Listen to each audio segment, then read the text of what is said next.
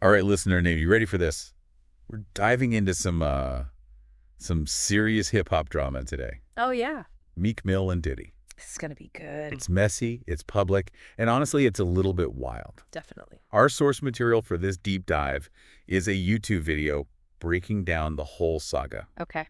And trust me, it is a roller coaster. I bet. So get ready to unpack all the rumors, the accusations, all the twists and turns. Sounds juicy. I'm ready. Because this one is a wild ride. What strikes me is how this whole thing really exposes what goes on behind the scenes in the music industry. Yeah. You know, the power dynamics, the maneuvering, and of course, the impact of social media on everything. This is more than just gossip, you know? This is a glimpse into a world where image is everything. Yeah, so let's rewind a bit for everyone. Okay. We've all heard those rumors about a possible relationship between Meek Mill and Diddy. Right, yeah. For years. Yeah, they've been around forever. Yeah. But things really exploded when Diddy's ex-producer Lil Rod filed that lawsuit. That lawsuit was a bombshell. It was. I mean, Lil Rod claimed that Diddy bragged about relationships with multiple men in the industry. Right. Even specifically calling out a Philadelphia rapper who dated Nicki Minaj. Oh, yeah, that little detail definitely got the internet talking. For sure. It was like everyone was suddenly a detective. Well, and then almost immediately after that, we get that alleged audio of Meek Mill and Diddy. Oh, yeah. Now, obviously, we can't confirm the authenticity of it. Right. But it definitely got everyone talking even more. Oh, it absolutely fueled the fire. It's interesting, though, how even without confirmation that audio really shifted things in the court of public opinion, Yep. people connected the dots. They did. Do you think Meek Mill's behavior after all of that was kind of a reaction to this sudden shift in how the public was seeing him? I think it's possible.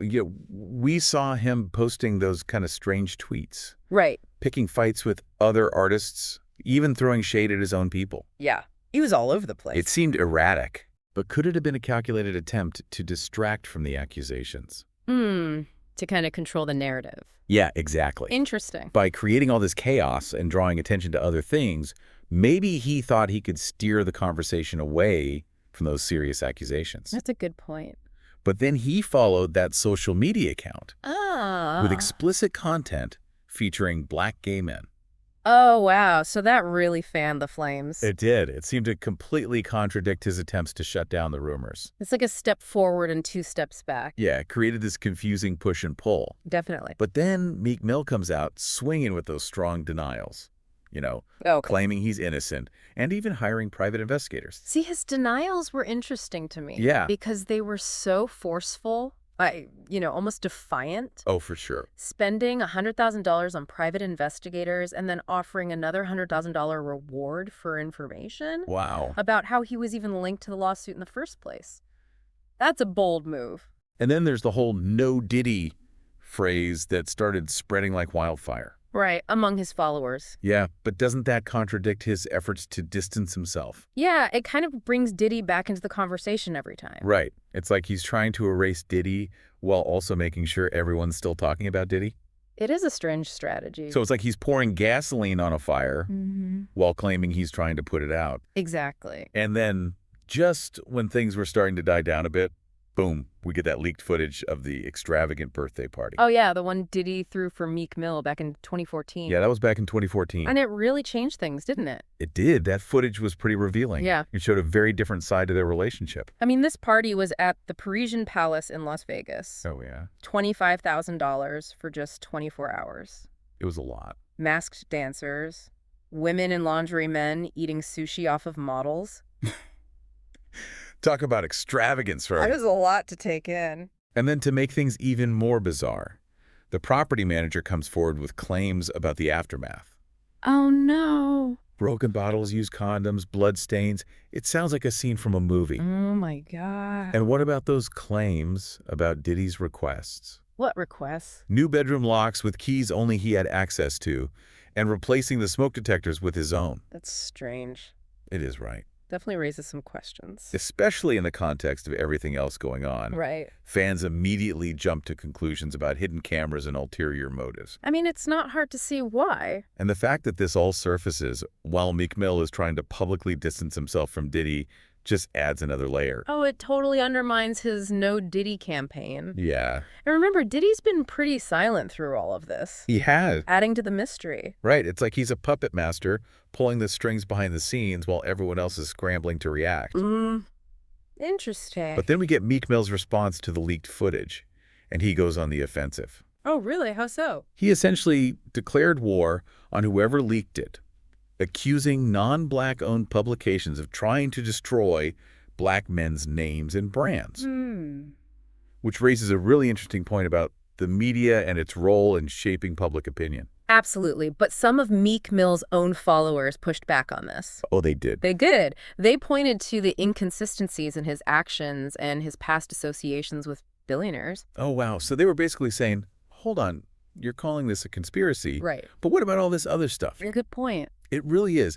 It raises the question of whether this is genuinely a smear campaign, like Meek Mill claims, or is he trying to deflect blame and control the narrative? It's really hard to say. It's a tangled web, that's for sure. It is. And then, just when you think it can't get any wilder, Big Homie CC jumps into the fray. Who's Big Homie CC? He's a bodyguard and an internet personality. Okay. And he comes armed with some pretty wild allegations of his own. His claims about Meek Mill's Amazon purchases and the link to his Twitter account were shocking, to say the least. Okay, I'm intrigued. It was like, wait, what? But then he throws us a curveball by questioning the authenticity of that leaked audio. Oh, really? Yeah. So now we're left wondering, is he trying to muddy the waters, or is there some truth to his skepticism? That's what makes this whole thing so captivating. It does. We're constantly bombarded with all this information, but it's so hard to tell what's real and what's not. Totally. Big Homie Cece's involvement just adds another layer of complexity to an already super complicated story. It's like trying to solve a puzzle where the pieces keep changing shape. I like that analogy. So where do we go from here? Well, I think we need to zoom out a bit. Okay. And look at the bigger picture. What does this whole saga tell us about celebrity culture and the role of social media in all of this? That's a great point. We're seeing this clash between public image and private lives. The power of rumors, the constant struggle to control the narrative. It's a lot. It is. But before we get into all of that, let's take a closer look at the inconsistencies in Meek Mill's actions and statements. Okay. And see if we can make sense of all this conflicting information. Let's do it. Okay, so we've talked about Meek trying to control all of this, but his actions don't really match up with what he's saying. It's like he's contradicting himself. Right, like that No Diddy thing. It seems like he's trying to distance himself. Yeah. But it actually just keeps Diddy front and center. It does. It's like he's pouring gasoline on the fire he's trying to put out. And how about his reaction to the leaked party footage? Oh, right. Declaring war on whoever leaked it, saying non-Black-owned publications are trying to destroy Black men. Yeah, it seemed like a pretty strong defense. It did, but some of his own followers called him out on that one. Oh, really? Yeah, they reminded him about his connections to billionaires. Oh, wow. So basically they were saying, hold on, you're calling this a conspiracy, but what about all your rich friends? That's a good point. It makes you wonder, is he really a victim here? Or is he just trying to deflect blame? Yeah, and what about Diddy in all of this? He's been awfully quiet. He has. But those details about the party he threw for Meek back in 2014 are pretty telling. I mean, the extravagance, the requests for new locks, the smoke detector thing. It's all a bit suspicious. Especially when you think about the power dynamics here. Exactly. Diddy is a billionaire music mogul. He's got a lot of pull in the industry. And Meek Mill, even though he's successful, is still operating in Diddy's world. So was Meek really in control at that party, or was he caught up in something bigger? Maybe Diddy orchestrated the whole thing to project a certain image. And now, years later, that footage is coming back to haunt Meek. It's almost like it was planned that way. Do you think this whole thing could be some kind of power play within the industry? It's definitely possible. We've seen these kinds of things happen before. Powerful people using their influence to control others. It wouldn't surprise me if there's a lot more going on behind the scenes. Probably is. So back to that question. Is Meek a victim, or is this all part of his own doing? It's a tough one to answer. There's so much we don't know. There is, but I think it's time to step back and look at the bigger picture here. Okay. What does this tell us about celebrity culture? Well, for one thing, it shows how brutal fame can be. The constant scrutiny, the rumors, the pressure to look perfect all the time. Yeah, it's like living in a fishbowl. And social media just amplifies everything. Oh, totally. Every little thing gets blown out of proportion, every tweet, every post.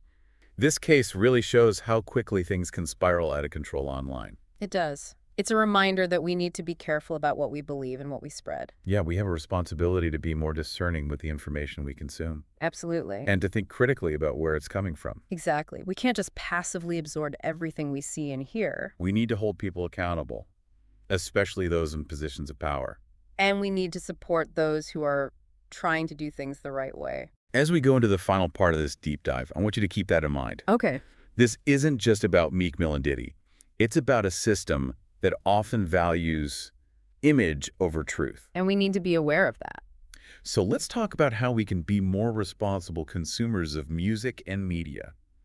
We've covered a lot of ground here. We have. Conflicting stories, possible motivations, and a whole lot of drama. It's been a wild ride. But as we wrap things up, I think it's important to take a step back and think about what this all means. The bigger picture. Exactly.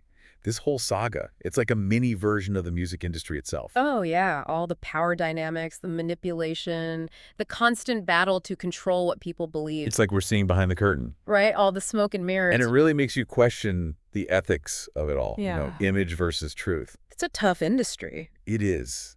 This case really shows how we can't just believe everything we see and hear. We have to be more skeptical. Yeah, there are always hidden agendas, things going on behind the scenes. We have to remember that. So how can we be more responsible with all of this? Well, first off, we need to be aware of where the information is coming from. Okay.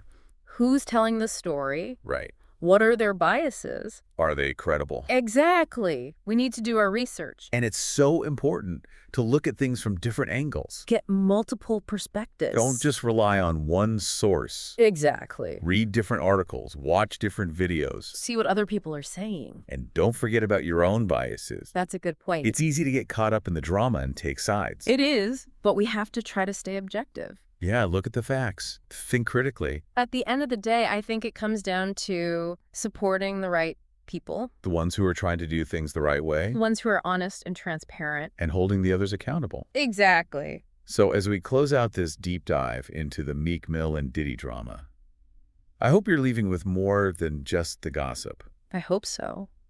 I hope you're thinking about the bigger issues at play here. The music industry, the media, our role as consumers.